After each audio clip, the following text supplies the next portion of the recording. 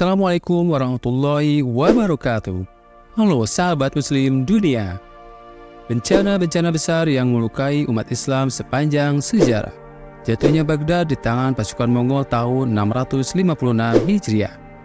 Bangsa Mongol di abad ke-7 Hijriah atau abad ke-13 Masehi, terbentuklah imperium besar bangsa Mongol. Setelah beberapa abad lamanya, mereka hidup di padang yang luas dan dataran-dataran tinggi di Cina Utara. Kekuasaan mereka semakin luas dan kuat hingga menaungi banyak bangsa di bawah kekuasaannya. Wilayah kekuasaannya semakin luas dan berkembang sangat cepat, yang membentang hingga mencakup sebagian besar wilayah benua Asia, terutama Asia Timur. Dengan keberhasilannya itu, ia mampu memimpin sebuah pemerintahan yang mencakup dua peradaban timur sekaligus, yaitu peradaban timur jauh dan timur dekat. Sahabat muslim dunia, meskipun imperium ini ditopang oleh orang-orang primitif, akan tetapi ia berhasil menjaga persatuan dan kesatuannya dalam waktu yang cukup lama. Bahkan ketika imperium tersebut harus dibagi dalam beberapa wilayah, di mana masing-masing memiliki pemerintahan sendiri dari dinasti Genghis Khan, namun tetap hidup dalam naungan sebuah pemerintahan utama. Genghis Khan mengharuskan para pemimpin dan komandan militernya untuk tidak ragu-ragu mengubah pemerintahannya, dan bagi yang ragu-ragu akan dibunuh. Genghis Khan mendirikan pelayanan pos agar ia dapat memantau semua informasi negaranya, dan ia mengangkat putranya yaitu Chagatai untuk mengawasi pelaksanaan hukum yang ditulisnya. Maka putra-putrinya berkomitmen menjalankan hukum-hukum dan aturan yang telah dirumuskan ayahnya. Asyuti mengatakan tentang agama dan kepercayaan mereka. Mereka bersujud menyembah matahari ketika terbit dan tidak mengharamkan apapun. Mereka mengkonsumsi segala jenis binatang dan tidak mengenal perkawinan. Seorang perempuan dapat disebuhi siapa saja yang menghendakinya. Tidak diragukan lagi bahwa undang-undang, kebijakan politik atau hukum yang dirumuskan Genghis Khan memberikan pengaruh luar biasa pada semangat kebangsaan mereka, serta mengangkat harga dirinya, baik sosial maupun etika. Inilah yang tampak jelas pada diri mereka.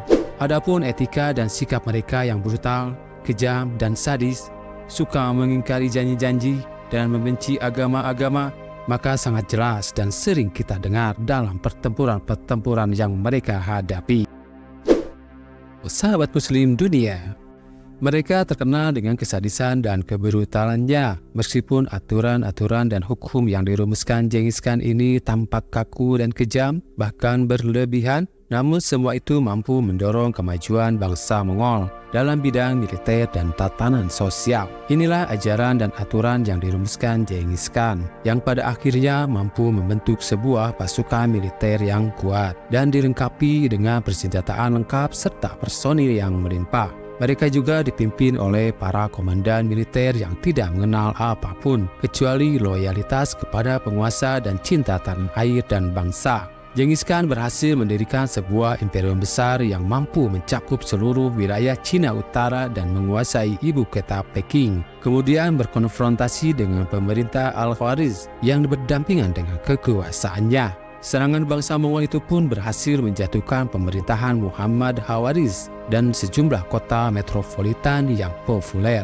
seperti Bukhara, Samarkand, dan Naisabur. Ia berhasil menaklukkan kota-kota itu setelah berhasil membunuh sebagian besar penduduknya dan menghancurkan simbol-simbol peradaban Islam. Setelah itu, Genghis Khan meninggal dunia pada tahun 624 Hijriah atau 1227 Masehi. Pasca keberhasilannya memimpin pemerintahan dan memperluas kekuasaannya ke seluruh wilayah dunia Islam.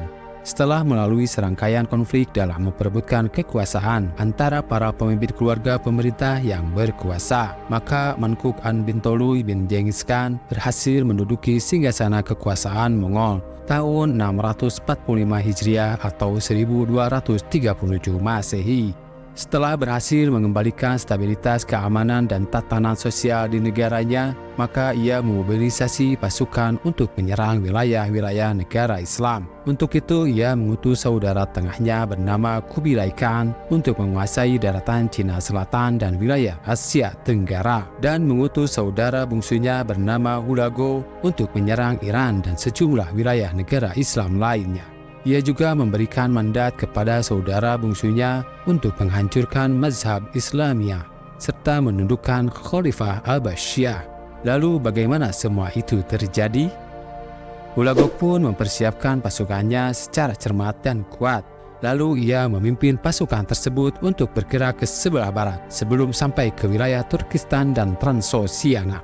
Kemudian dia melanjutkan perjalanannya untuk menghancurkan kelompok Islamiyah Al-Batiniyah di Persia. Untuk tujuan ini, maka Hulagu berkirim surat kepada para penguasa Iran untuk menyuruhkan kepada mereka agar bersedia membantunya. Strategi perang yang diterapkan Hulagu ini dengan memanfaatkan personil pasukan yang berhasil ditaklukkannya. Mereka harus bersedia menjadi bagian dari pasukannya dengan seluruh jumlah dan peralatan tempur yang mereka miliki.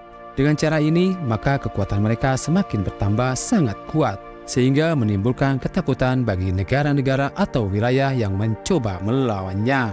Maka Hulagu mengirim surat kepada para penguasa Iran untuk mengajak mereka agar bersedia membantunya.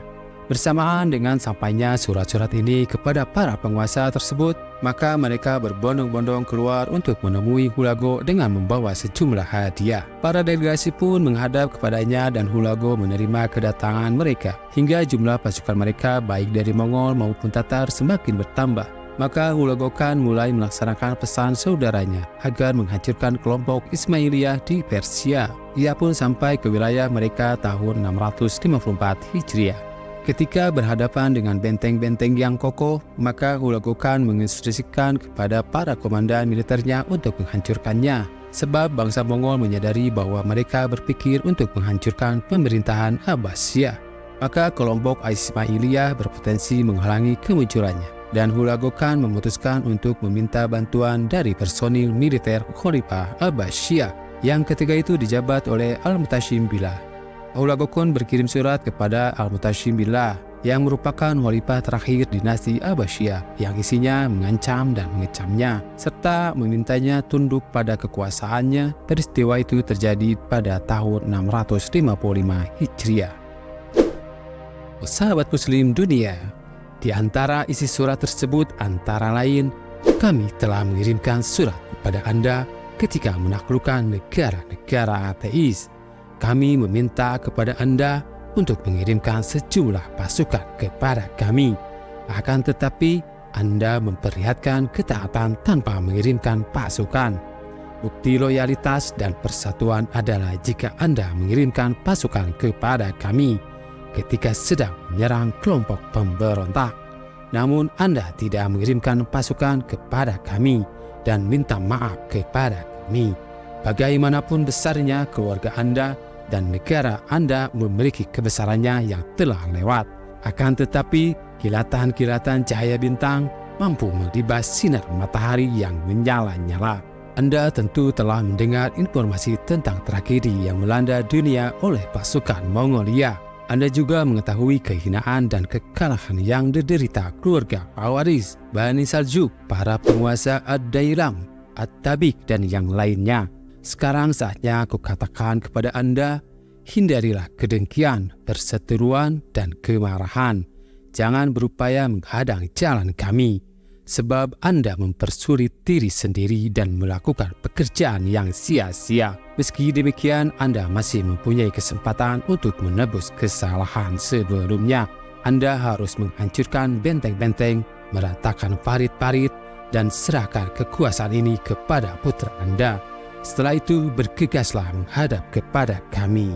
Sahabat Muslim dunia, setelah itu Khalifah Al-Mutashim mengakhiri suratnya dengan berkata, apa urusanmu dengan parit-parit rakyatku dan benteng-benteng mereka? Jika kalian menginginkan perang, maka kami tidak pernah menunggu sesaat pun. Karena sesungguhnya aku mempunyai ribuan pasukan kavaleri dan infanteri yang selalu siap siaga untuk mengarungi samudera pertempuran. Hulagu pun membalas surat tersebut dan mengancam akan melancarkan serangan kepadanya dengan berkata, sesungguhnya Anda telah meninggalkan jalan kepemimpinan nenek moyang Anda. Karena itu bersiaplah untuk perang dan tunggulah sebuah pasukan yang kuat. Kalaupun setan menempelkan penghalang-penghalangnya di hadapan rencanaku. Kemudian Hulagu bergerak memimpin pasukannya menuju Irak dengan jumlah pasukan sekitar 100.000 personil yang dipimpin oleh Baigonawin. Dalam pasukan ini terdapat banyak kekuatan militer dari berbagai kelompok seperti penduduk Syiah Al-Qub, Barakan putra paman Hulagu, dan bantuan pasukan dari wali kota Mosul bersama putranya Al-Malik Saleh Ruknuddin Ismail. Pasukan tersebut kemudian sampai di dekat Baghdad dan bertempur secara habis-habisan dari daratan bagian barat Sungai Tigris. Pasukan Baghdad Bani Abbasiyah pun keluar untuk menghadapi mereka di bawah pimpinan Ruknuddin Ad-Dawadar. Mereka bertemu dalam jarak 2 marhalah dari Baghdad. Pasukan Baghdad Bani Abbasiyah berhasil dikalahkan hingga banyak di antara mereka yang terbunuh oleh tebasan pedang. Sebagian tenggelam di lautan dan sebagian lainnya melarikan diri. Setelah itu, pasukan terdepan Hulagu bergerak ke Al-Qari'ah yang berhadapan dengan istana kekhalifahan. Ketika Khalifah Al-Mutasim meyakini bahwa tiada lagi tempat untuk melarikan diri karena masuknya pasukan Mongol ke Baghdad, maka ia pun berupaya memperlihatkan penyerahan dirinya. Untuk itu, Al-Mutasim mengirimkan utusannya bernama Syarifuddin bin Al-Zawji untuk kedua kalinya kepada Hulagu dengan membawa beberapa hadiah dalam jumlah besar dan mahal, seraya memperlihatkan kesediaannya untuk menyerah dan menghentikan pertempuran. Sahabat Muslim dunia, demikian peristiwa jatuhnya kekhalifahan Abbasiyah di Baghdad ke tangan pasukan Mongol. Semoga bermanfaat. Wassalamualaikum warahmatullahi wabarakatuh.